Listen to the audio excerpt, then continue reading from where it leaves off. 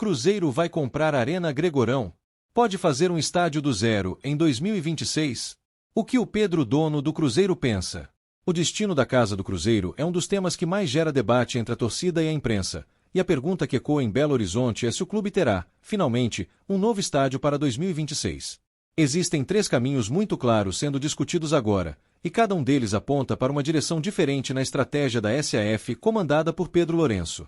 De um lado, temos a possibilidade de aquisição de um patrimônio fixo em Contagem, de outro, uma proposta bilionária e audaciosa vinda de Betim, e, no centro de tudo, a filosofia de gestão que prioriza o Mineirão e o pagamento de dívidas. Para começar essa análise, precisamos olhar para a movimentação silenciosa, mas muito estratégica, que o Cruzeiro vem fazendo na Arena Gregorão. O clube estuda seriamente a compra do terreno desse complexo esportivo localizado em Contagem, na região metropolitana. Atualmente, o Gregorão já é a Casa das Cabulosas, onde a equipe feminina principal e as categorias de base mandam seus jogos no Campeonato Brasileiro e no Mineiro. O local possui cerca de 15 mil metros quadrados e campos com dimensões padronizadas pela FIFA, sendo um ativo valioso para o desenvolvimento das categorias de formação. As conversas, confirmadas por apurações recentes, indicam que o Cruzeiro quer transformar o Gregorão em um patrimônio oficial, garantindo que o futebol feminino e a base masculina tenham um porto seguro e moderno para crescer, sem depender de aluguéis de terceiros para suas competições oficiais. Enquanto o Gregorão surge como uma solução para a base e o feminino, o projeto para o time masculino principal ganha contornos dramáticos com a proposta vinda de Betim. O prefeito Vitório Medioli anunciou publicamente uma proposta de parceria público-privada para construir uma arena multiuso monumental. Medioli é enfático ao dizer que o projeto, orçado em cerca de 450 milhões de reais, não teria nenhum custo para o Cruzeiro. Segundo o prefeito, abre aspas, a prefeitura tem um terreno reservado para a construção de um centro de convenções e dentro dessa área tem espaço para um estádio. Uma arena coberta, com capacidade para 45 ou 46 mil espectadores para futebol, e que passaria de 50 mil em caso de shows, fecha aspas. Vitório Medioli detalha que os recursos seriam totalmente privados, vindos de investidores estrangeiros, e o município cederia uma área de pasto degradado, o que simplificaria muito o licenciamento ambiental por não haver árvores a serem derrubadas. Para o prefeito de Betim, o negócio é irrecusável. Ele afirma que o Cruzeiro teria 80% da bilheteria líquida e controle total sobre cadeiras e camarotes, podendo alcançar uma renda anual de 150 milhões de reais. Medioli compara o modelo ao do Palmeiras, dizendo que, abre aspas, foi oferecido ao Cruzeiro sem investimento por parte do clube, com prioridade de uso. Se houver conflito com outro evento, a gestora providenciará outro local para o jogo, fecha aspas. Apesar dessa proposta tentadora de Betim, que promete independência e lucros exorbitantes, a palavra final cabe ao dono da SAF, Pedro Lourenço, o Pedrinho. E a visão dele é frontalmente oposta à ideia de construir um estádio do zero neste momento. Em entrevista recente, Pedrinho foi categórico ao afastar qualquer expectativa ilusória para o torcedor. Ele afirma com convicção que, abre aspas, o Cruzeiro sem o Mineirão não é o Cruzeiro, e o Mineirão sem o Cruzeiro não é o Mineirão, fecha aspas. Para ele, o estádio da Pampulha é a Toca 3, o lugar sagrado onde todos os títulos foram conquistados. Pedro Lourenço o incrível CT do Cruzeiro após a chegada do Pedro Lourenço de mais de 10 milhões de reais, como ficou para 2026. Ano que o Cruzeiro vai brigar por todos os títulos. Vamos para o vídeo. O DNA da excelência, o futebol brasileiro é dividido entre o antes e o depois da Toca da Raposa. Muito antes de se falar em centros de treinamento modernos, o Cruzeiro já entendia que o sucesso no domingo dependia do que era feito na segunda-feira. Mas, para chegar ao nível de excelência apresentado em maio de 2025, o clube precisou atravessar um deserto. Hoje, vamos contar a saga completa, da vanguarda dos anos 70 ao abandono institucional, e a subsequente revolução bilionária da SAF que devolveu ao Cruzeiro o posto de referência em infraestrutura na América do Sul. Parte 1. O pioneirismo da Toca. Quase 140 milhões de reais. Esse é o valor impressionante que o Cruzeiro Esporte Clube já lucrou entre a temporada de 2025 e os primeiros meses de 2026 apenas com vendas e empréstimos de jovens atletas. Se você acha que o futebol brasileiro é feito apenas de times endividados lutando para pagar as contas no fim do mês refém de vendas ruins, prepare-se para entender como a equipe celeste se transformou em uma verdadeira máquina de fazer dinheiro, buscando um modelo de negócio extremamente agressivo, inteligente, acima de tudo, autossustentável. Mas antes de mergulharmos nos bastidores financeiros e nas cifras milionárias dessa potência de Minas Gerais, eu quero te fazer um convite muito rápido. Se você é apaixonado pelos bastidores do futebol, negócios do esporte e por tudo que envolve a grandiosidade dos clubes brasileiros, inscreva-se agora aqui no canal Estádios pelo Brasil. Deixe o seu like neste vídeo, porque isso nos ajuda muito a continuar trazendo conteúdos densos e investigativos como este para você. Já se inscreveu? Já deixou o like? Então vamos aos números que importam. A história recente do Cruzeiro é, sem a menor dúvida, um dos maiores cases de reestruturação financeira e administrativa do esporte mundial. Após flertar com a falência, lidar com dívidas impagáveis e enfrentar os anos mais sombrios de sua história na Série B do Campeonato Brasileiro, o clube passou por uma revolução drástica com a implementação da Sociedade Anônima do Futebol, a famosa SAF. Primeiro, houve uma gestão de choque, de contenção de danos e organização, sob comando de Ronaldo Fenômeno. Mais recentemente, vimos uma injeção pesada de capital, ambição mudança de patamar com a gestão de Pedro Lourenço. Hoje, o Cruzeiro não é mais um clube que vende o almoço para comprar a janta. É uma instituição formidável que compra forte no mercado, mas que também aprendeu a vender de forma magistral. Para entender como essa engrenagem de gerar dinheiro funciona, precisamos olhar atentamente para a estratégia operada pela atual diretoria.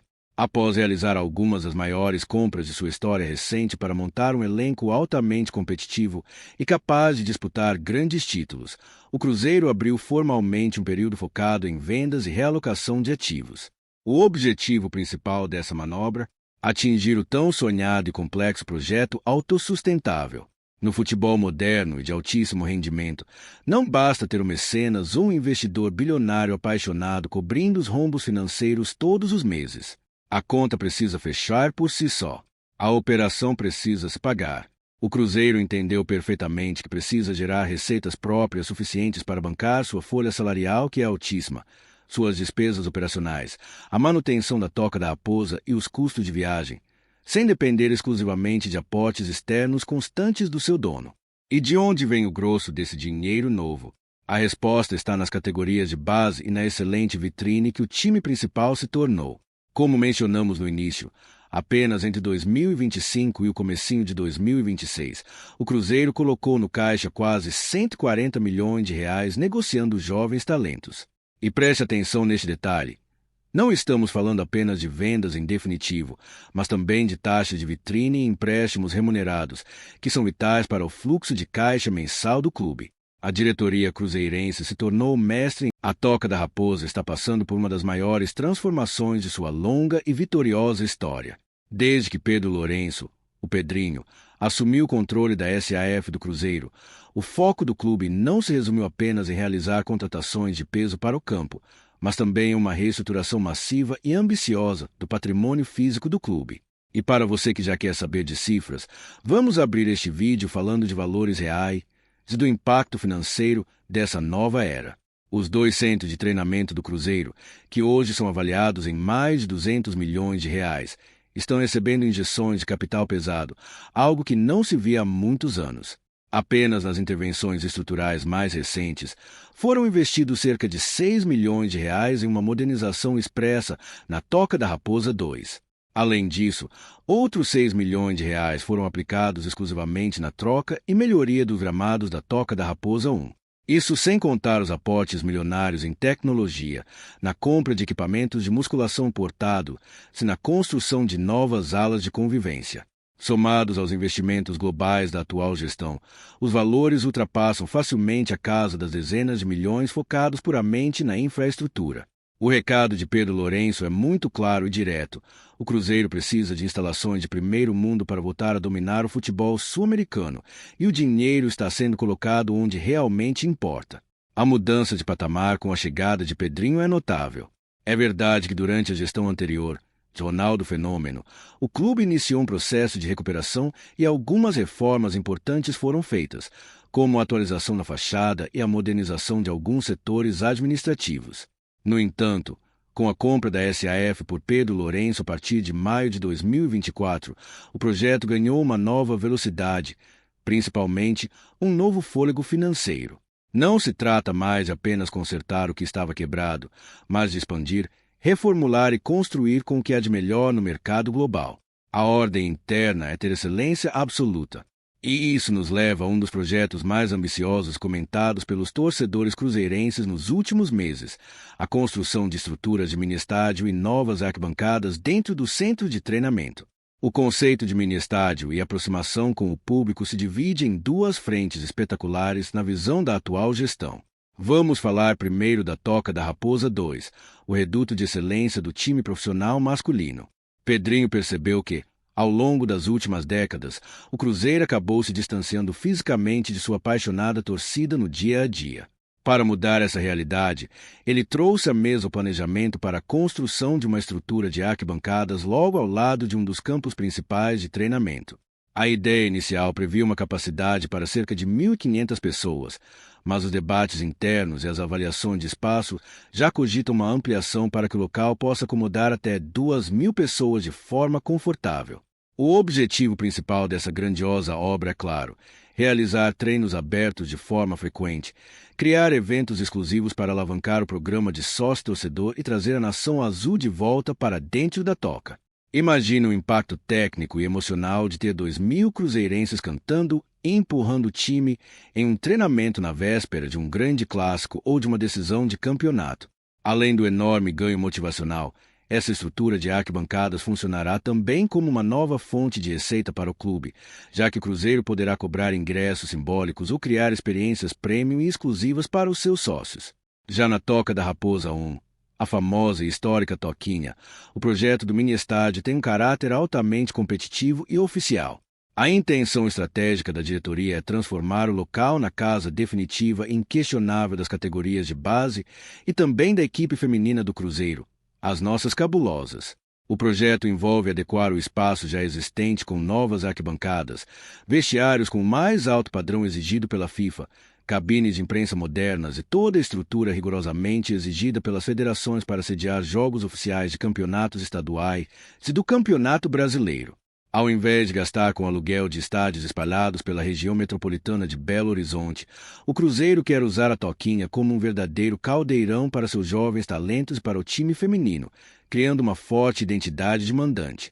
O investimento para que isso aconteça já começou literalmente pelo solo. A reforma para abrigar esse mini-estádio foi iniciada pelo gramado, garantindo que o palco do espetáculo seja impecável antes mesmo de as arquibancadas começarem a subir. E por falar em obras que já estão acontecendo, vamos detalhar o que já foi entregue e os prazos que estão fechados na mesa da diretoria celeste. Na Toca da Raposa 2, recentemente, o clube concluiu uma reforma estrutural relâmpago e de alta eficiência que durou exatamente 68 dias.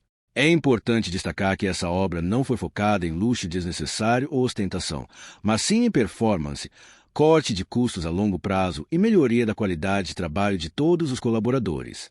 O Departamento de Saúde e Performance foi completamente reformulado, ampliado e hoje é considerado com tranquilidade um dos mais modernos de toda a América Latina. O Cruzeiro assinou contratos de compra vultosos para trazer equipamentos de musculação, recuperação física e fisiologia de última geração, todos importados, desenhados para acelerar a regeneração dos atletas